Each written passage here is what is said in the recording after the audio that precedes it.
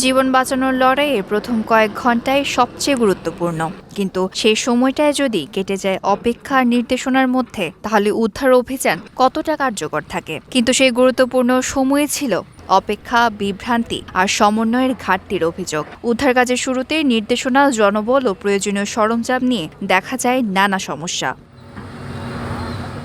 শনিবার রয়টার্সের এক প্রতিবেদনে বলা হয়েছে, ভেনেজুয়েলায় জোড়া ভূমিকম্পের পর উদ্ধার অভিযানে সেনাবাহিনীর কার্যক্রমে ধীরগতির অভিযোগ করেছেন বাসিন্দারা। দেশটিতে দুর্যোগের শুরুর দিকে সেনা মোতায়েনে ঊর্ধ্বতন সামরিক কমান্ডারদের কাছ থেকে নির্দেশ পেতে বিলম্ব, মৌলিক সরঞ্জামের অভাবে এবং সার্বিক বিভ্রান্তি উদ্ধার কাজকে বাধা সৃষ্টি করেছিল।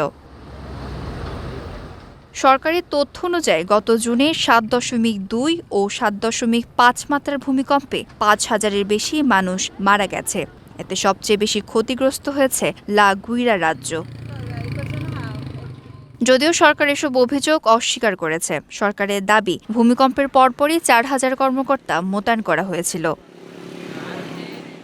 তবে রয়টার্সের সঙ্গে কথা বলা একাধিক সামরিক, কূটনৈতিক ও সংশ্লিষ্ট সূত্রের দাবি, মোতায়েনের আদেশে বিলম্ব, দায়িত্ব নিয়ে অনিশ্চয়তা এবং প্রয়োজনীয় সরঞ্জামের অভাবে উদ্ধার অভিযানের প্রথম দিকের কার্যক্রম ব্যাহত হয়েছিল।